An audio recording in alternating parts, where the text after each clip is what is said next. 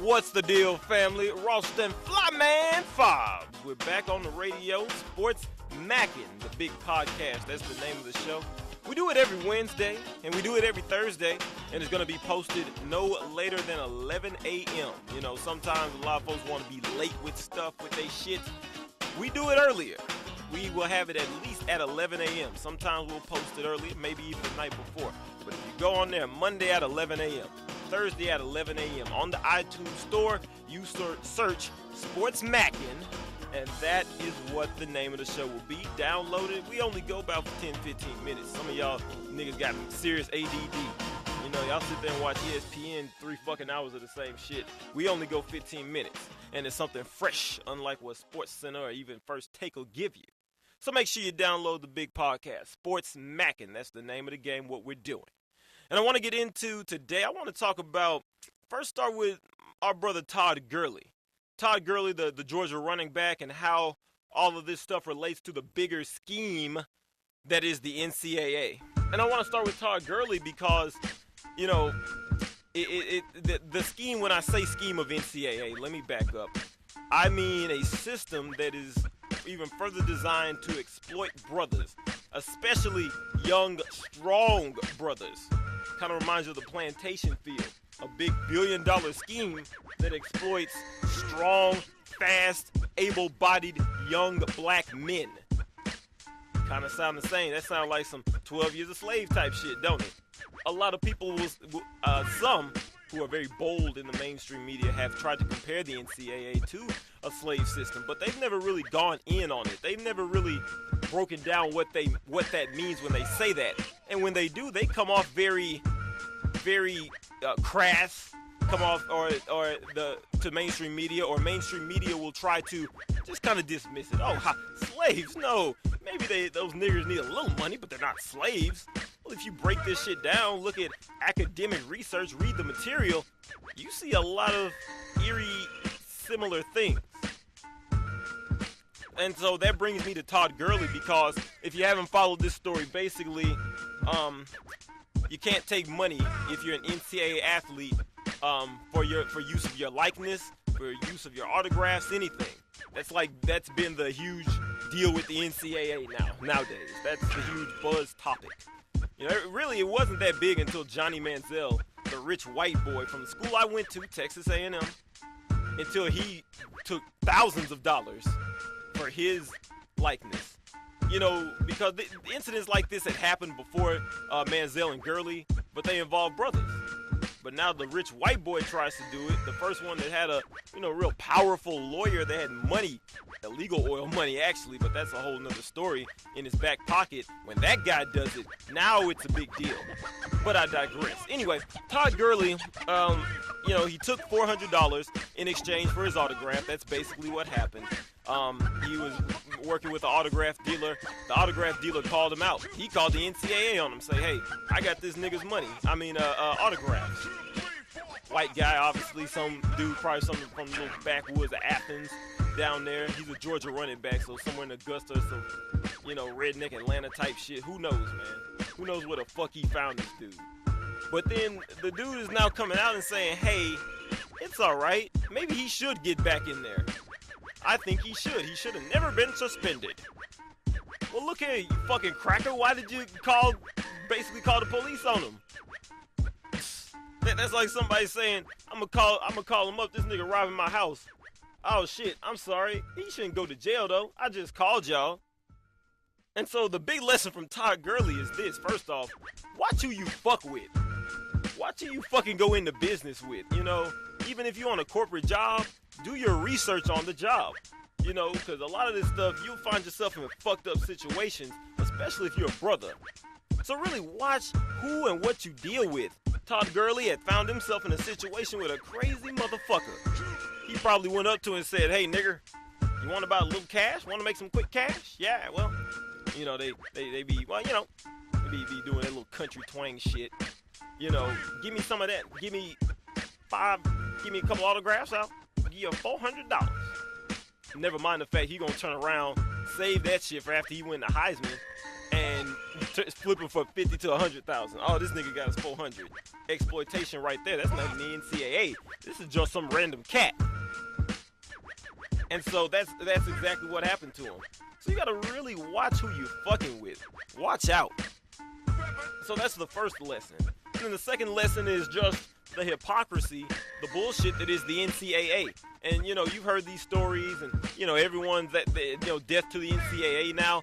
But they fail to mention the strongest material, I think, for the NCAA to be crumble and to disband. It literally is a modern day slave system. Again, these guys are making billions, not millions, billions off of March Madness alone. And you're telling me that some young brothers who are the strongest ones, those are kind of like the cotton pickers from back in the slave times. And, it's very eerily similar. We all like football. We like watching it Saturdays and with them playing college football and whatnot. You can sit on your ass all day and watch it. It's fun. But you can't fail to recognize the similarities between the 1800s and the 2010s. I guess that's what the fuck we in. It's just a lot of the same stuff going on. Back in the day, the plantationeers, the men running the plantations would make millions, which today is billions. And the slaves would make nothing. There was nothing at all for slaves. Nothing. And now they have these stories talking about how they're going to maybe break off the student athletes, $10,000 now, that maybe that's going to be an NCAA rule with certain conferences. That still pales in comparison to what these guys are generating for these schools. There was a story out about the University of Texas that said they made, at one point, when Vince Young was there under Mack Brown around 2005, Texas football by itself was funding the entire athletic department and even a portion of the school. Not just football, but a good swath of the school. Go look it up. And Vince Young made barely anything off of that. They got him making some little $35,000 a year job there now, but again, pales in comparison to how much money him and brothers like him have and are generating for these big-time universities. And so that is the strongest point. It's a modern-day slave system right now. The guys like Todd Gurley, A.J. Green at Georgia, another Georgia guy, a lot of these guys get caught up in. And again, watch who you fucking deal with. I can't say that enough. We're off of that part of today's show, but watch who you fucking go into business with, man. Don't do anything with half-stepping or shady people. But back to the point I'm on now. The NCAA, it's a modern day slave system, and we could go even deeper than that. I live in North Carolina now, but before that, I covered a lot of Texas A&M. When I went to Texas A&M, I worked there for about a year after I graduated. We covered Kevin Sumlin. I covered Kevin Sumlin's first year there with he and Johnny Manziel. And Sumlin, like a lot of these college coaches, came off as a real dictator. He was a dick as well, but a dictator. As in he controlled everything on that with that program. Shout out to the brother. He comes off as a thorough dude some of the time, so okay. But these college coaches in general, they come off as dictators. And what do I mean by that? A big thing with the media is getting access to a lot of players who we can and can't talk to. And we have to go ask the coach, and he'll tell us who he can and can't talk to, okay? Which would be fine if it's high school, high school kids, they're the moms have trusted them with the coach, they're still children technically. But college, they're controlling what a 18, 19, 20, 21, 22-year-old can say. These are grown men. And these coaches will say, oh, well, the kids, they're just kids. Fuck no. These are grown-ass men. And again, calling young black men kids, young black men who are players on a football team kids, kind of reminds me of when they would call us boy back in the day. Here you go, boy.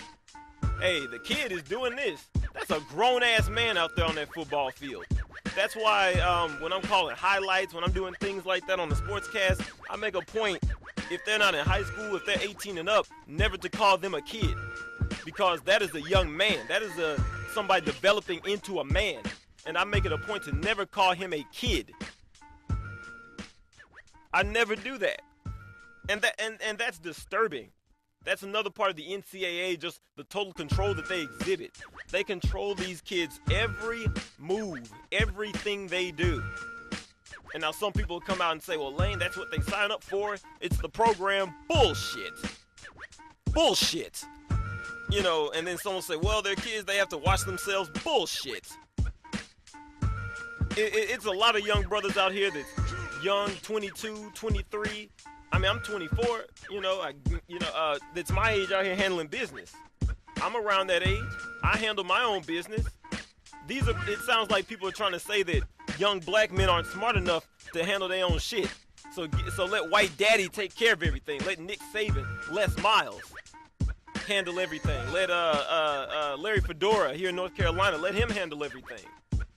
I mean, the list of these coaches goes on. Steve Sarkisian at USC for my West Coast cats. Shout out to L.A.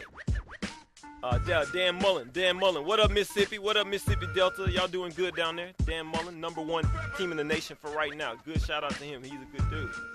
But let's not fail to recognize what that is. You know, some people say, well, what about Kevin Sumlin? What about some of the black coaches? You know, you have to be savvy enough to look past color. Because at these coaches' heart, they're all the same person. They want an authoritative. They are using the NCAA to extract an authoritative iron hammer position over young black men. You know what I'm saying? At their heart, that's what these coaches are doing. And they're trying to control these guys' every move.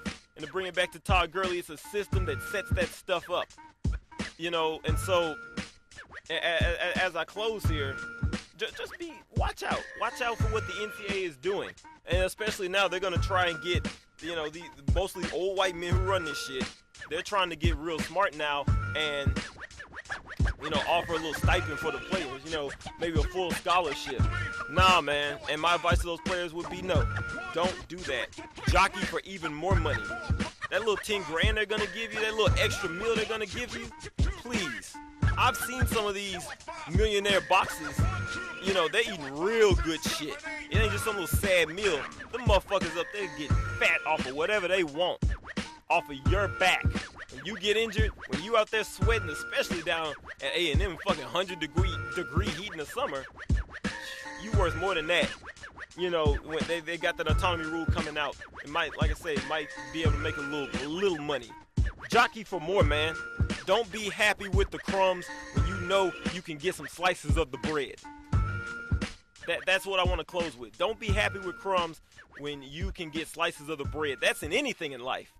If someone's telling you, you know, you working at your own job or something, you know, someone's telling you, hey, that's good. You got some talent. You know, okay, eventually you need to start thinking, well, damn, I'm good at what I do. Well, I'm making money for you. Let me go out and do my own shit. That's how you got to operate. That's how young, talented brothers, be it on the football field, be it in the courtroom or the boardroom, that's how young brothers should operate, how black men should operate. Because the solution to our problems is going to be us. It's not going to be the women. It's not going to be the future of the children. It's going to be the current men right now. And that's how we have to operate. But anyway, that's been the show. SportsMackin on your radio. Again, tune in to us on iTunes. Search SportsMackin. Monday, 11 a.m. Thursday, 11 a.m. And it's that simple. Flyman Fobs. We'll see you next time.